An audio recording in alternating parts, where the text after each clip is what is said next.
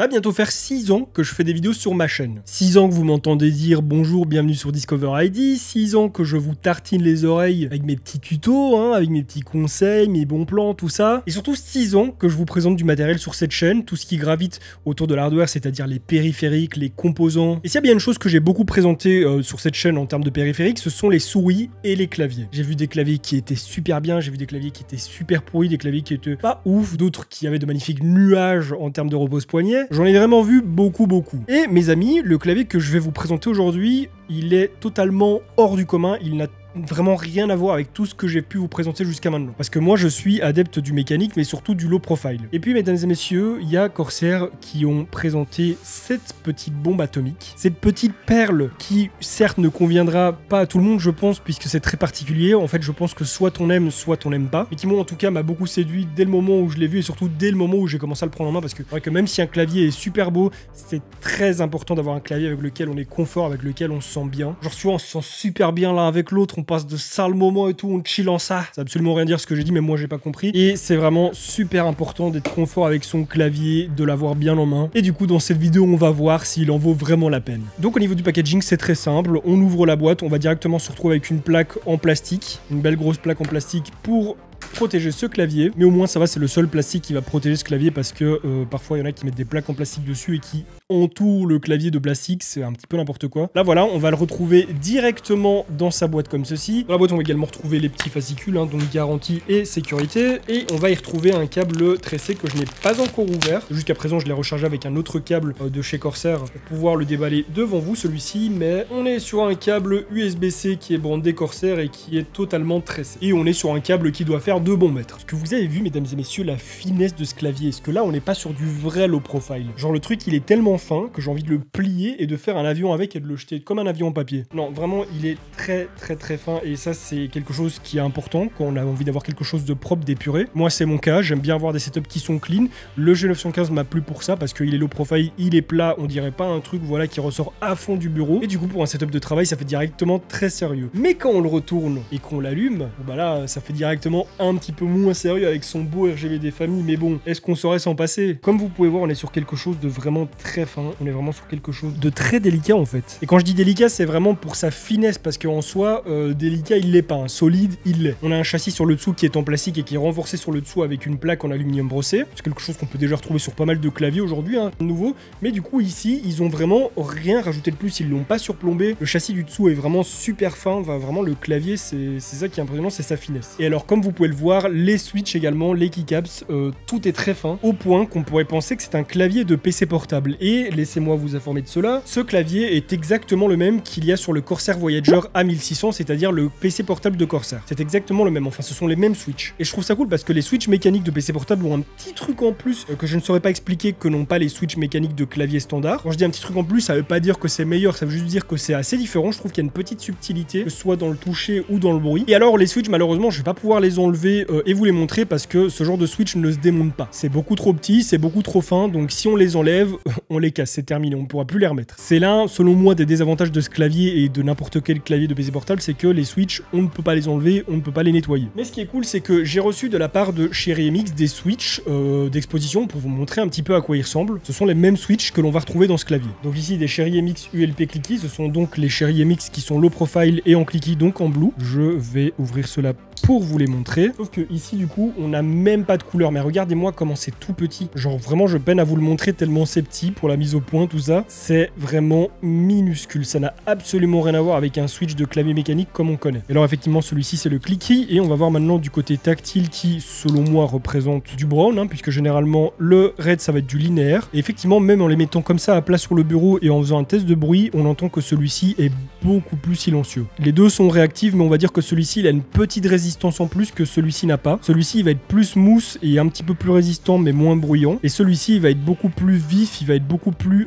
clicky, justement, mais du coup, il va faire du bruit. Vraiment, dans la forme, dans le mécanisme, le fonctionnement, ça n'a rien à voir avec des switches conventionnels. Au niveau du design et la fabrication, on a donc déjà vu de quoi il était composé. Sa structure va ressembler trait pour trait à la plupart des claviers Corsair et au cassant, c'est-à-dire ici les petites touches pour activer les profils, pour verrouiller le clavier et pour changer l'intensité de la luminosité, du rétroéclairage. Sur la tranche de droite, les boutons multimédia ainsi que la petite roulette. manette qui va servir à augmenter et diminuer le volume. Elle est faite du design Corsair avec les petits triangles qui servent d'antidérapant, c'est plutôt pas mal. Par contre, elle ne se lance pas, je veux dire, dès que vous la lâchez, même si vous mettez de la puissance ou quoi, elle s'arrête directement. Elle est plutôt fluide, il n'y a aucun cran d'arrêt. Ici, on va retrouver 4 touches programmables, 4 macros, qui sont à double fonctionnalité puisqu'elles sont également les touches de connexion. On va d'abord retrouver la connexion en wireless, donc qui se connecte ici avec le petit dongle et qui passe forcément par la technologie Slipstream Wireless de chez Corsair, et la possibilité de le connecter en Bluetooth sur 3 profils différents. Ça veut dire qu'on peut le connecter simultanément sur 4 machines différentes, enfin en switchant. Imaginons il est connecté en wireless, donc avec le petit dongle. Si j'ai envie de switcher, j'appuie sur la touche G2 ici et il va directement switcher sur l'appareil sur lequel je l'aurais connecté. Ici on est compatibilité PC, Mac, PlayStation, Xbox et mobile. Donc on a un panel de compatibilité qui est plutôt intéressant et en plus de ça avec l'avantage de pouvoir se connecter directement de l'un à l'autre sans devoir trop se casser la tête. Il suffit juste de les avoir appairés au préalable et c'est good. Sur le dessus on va retrouver l'habituelle tranche brillante de chez Corsair qui est d'ailleurs pleine de traces de doigts. Elle va nous servir à savoir où est-ce qu'on en est sur le clavier, avec quoi on est connecté. Ici par exemple on peut voir que le logo Wireless Connect puisque je n'ai pas branché le dongle sur un PC en ce moment. Et là je viens de changer le mode de couleur, le mode d'animation sans savoir comment je fais. Mais du coup regardez le petit voyant lumineux qui se trouve juste ici. Actuellement il clignote en blanc, mais si je passe voilà sur le profil Bluetooth numéro 1, il va clignoter en bleu. Si je passe sur le numéro 2, il va clignoter en vert. Et si je passe sur le numéro 3, il va clignoter en rose. On peut également voir si la touche lock est activée ou non. Bref, ce sont juste des voyants qui indiquent quelles fonctionnalités sont allumées. Sur la tranche arrière, on va retrouver le design de Corsair. Bon, ça sert pas vraiment à grand chose de le mettre à l'arrière étant donné que le clavier va toujours être à plat, mais si jamais vous le déplacez ou quoi, et puis voilà,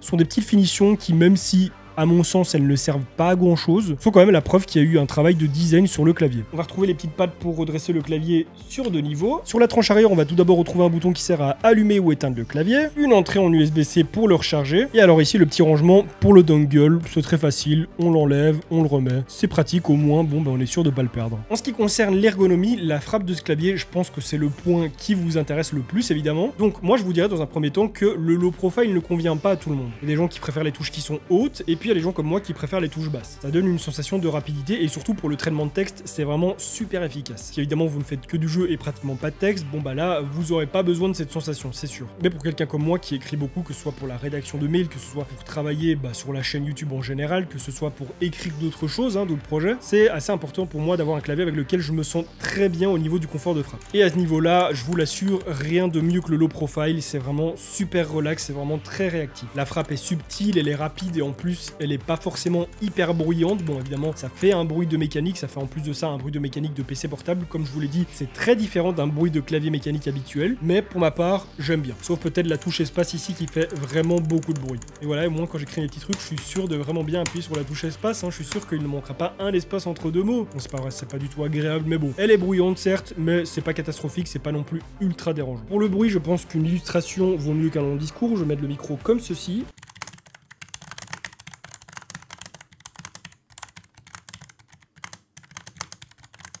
Sachez que en vous regardant de manière très creepy comme cela, j'étais en train d'écrire des insultes au clavier. Est-ce qu'elles vous étaient adressées ? Je ne sais pas. Seule la caméra qui est au-dessus de moi le sait, mais elle n'est pas allumée. Donc voilà, c'est le bruit que ça fait. Personnellement, je ne trouve pas ça désagréable. Pour le gaming, c'est toujours là que ça passe ou ça casse avec le low profile. Moi, pour ma part, je fais partie des gens qui adorent ça. Ça me donne l'impression d'avoir quelque chose de vraiment très réactif, d'avoir une course vraiment très courte dans les frappes et d'avoir vraiment quelque chose de super réactif avec lequel je peux bombarder. Mais pour avoir fait tester mon G915 à plusieurs personnes qui est aussi low profile, il y en a beaucoup qui n'aimaient pas ça. Ici, comme le G915, on est sur du low profile, mais qui est encore plus low profile, c'est encore plus court. Donc la sensation est différente et peut-être que ça pourrait plaire à ces gens-là, comme ça pourrait ne pas leur plaire. Ça, je ne sais pas. Je dirais que pour la frappe, c'est vraiment quelque chose de très subjectif.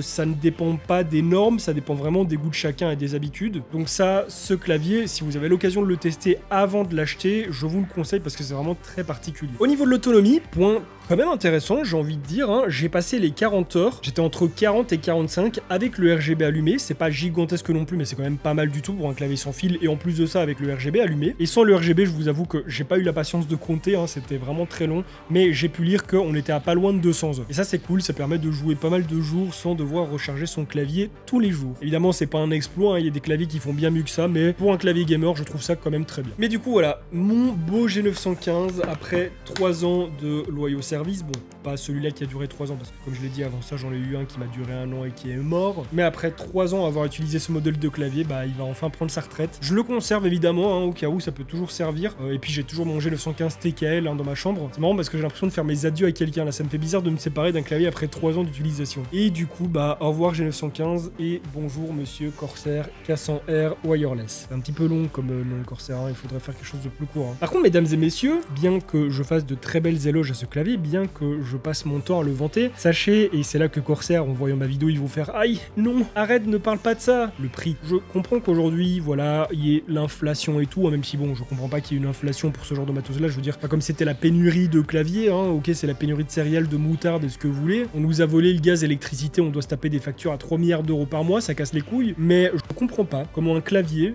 peut arriver à 300 €. Ici, on est sur un clavier qui, certes, me plaît beaucoup, il est terrible, je l'adore, mais si Corsair ne me l'avait pas envoyé, je pense pas que je l'aurais acheté juste par principe. Parce que 250 € pour le cassant, c'était déjà beaucoup, même si je pouvais comprendre que voilà, le cassant, bon bah il avait sa roulette ici à EQ, c'était quand même une grosse feature, on avait une rangée de macros sur le côté, il y avait la possibilité de connecter directement le Nexus, donc le petit écran LCD de Corsair, sur le clavier, bref, c'était un clavier qui était vraiment très complet. Ici aussi, il l'est, mais il l'est moins. Certes, la miniaturisation, ça coûte cher, en plus de ça, on est sur quelque chose qui est wireless, le cassant il ne l'était pas, ok, mais on aurait pu compenser quand même en se disant, étant donné qu'on n'a pas les mêmes features que le cassant, qu'il est moins complet, on va dire que voilà, s'il était filaire, il devrait coûter, allez, 200 €, et on rajoute à ça le fait qu'il soit sans fil, 250 €. Donc je comprends pas pourquoi on est à 300 €, c'est vraiment très cher. Pour moi, au niveau du prix, le rapport qualité-prix, il est nul. Évidemment, on paye la marque, on paye le produit, on paye l'intégration IQ, tout ça, la partie soft, mais ça reste quand même beaucoup trop cher. Genre vraiment, 250 € pour moi, c'était vraiment le plafond pour ce clavier. 300, c'est exagéré. Du point de vue d'un consommateur, il n'y a rien qui peut justifier ce prix-là. Parce que certes, si on regarde du côté de l'industrie, bah il y a des gens qui doivent gagner leur vie en fabriquant ce clavier. Donc évidemment, plus Corsair gagne de l'argent, mieux c'est. Plus ils vendent leurs produits, mieux c'est. Mais ça, nous, en tant que consommateurs, on s'en bat les reins. Genre vraiment, on s'en tape. Mais bon, les lois du marché sont ainsi, et c'est sûrement pas le consommateur qui a le dernier mot, hein, ça a jamais été comme ça. Sauf en cas de gros boycott, là, bon bah je pense que le prix changerait. Évidemment, je n'invite qui que ce soit au boycott déjà parce que moi de faire ça, hein.